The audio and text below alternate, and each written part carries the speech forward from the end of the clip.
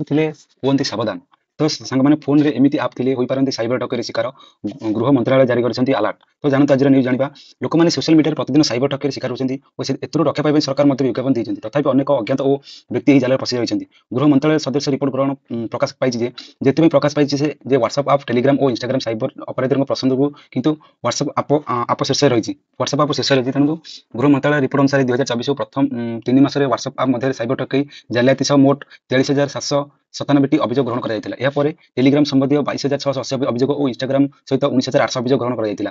ଗୃହ ମନ୍ତ୍ରାଳୟ ଦ୍ୱାରା ବାର୍ଷିକ ରିପୋର୍ଟ 2023 ଓ 24 କହୁଛି ଯେ ଏହି ଅପରାଧ ଆରମ୍ଭ ପାଇଁ ସାଇବର ଠକଙ୍କୁ ଗୁଗୁଲ ସେବା ପ୍ଲାଟଫର୍ମ ବ୍ୟବହାର କରିଛନ୍ତି। ଗୁଗୁଲ ବିଜ୍ଞାପିତ ପ୍ଲାଟଫର୍ମ କ୍ରସ୍ ସୀମା ଧାର୍ଯ୍ୟ ବିଜ୍ଞାପନ ପାଇଁ ବ୍ୟବହାର ହେଉଛି। ତ ରିପୋର୍ଟ ଅନୁସାରେ କ'ଣ କୁହାଯାଇଛି, ପିକ୍ ବିଟ୍ୟୁସନ୍ ସ୍କାମ୍ ଆଣ୍ଡ ଇନଭେଷ୍ଟମେଣ୍ଟ ସ୍କାମ୍ ଓ ବିଶ୍ୱସ୍ତରୀୟ ଘଟଣା ଓ ଏଥିପାଇଁ ବ୍ୟାପକ ଅର୍ଥ ହେରାଫେର ତଥା ସାଇବର ଦାୟିତ୍ୱ ମଧ୍ୟ ସାମିଲ ରହିଛି। ବେକାର ଯୁବକ, ଗୃହିଣୀ, ଛାତ୍ର ଓ ଅଭାବୀ ଲୋକଙ୍କୁ ଏହା ଟାର୍ଗେଟ କରାଯାଇଛି। ଏଣି ଲୋକମାନେ ପ୍ରତିଦିନ ବିପୁଳ ପରିମାଣରେ ଅର୍ଥ ହରାଉଛନ୍ତି। ଯେଉଁମାନେ ଋଣ ନେଇ ନିବେଶ କରିଛନ୍ତି ସେମାନେ ମଧ୍ୟ ହରାଉଛନ୍ତି। ତ ଏହି ଆପ୍ ଗୁରା ଥିଲେ ଅପରାଧ ହେଉଛି। ତ ଆପଣ ଏଇ ଆପ୍ ଗୁରା ଥିଲେ ଆପଣ ଟିକେ ସାବଧାନ ହେଇ ରୁହନ୍ତୁ।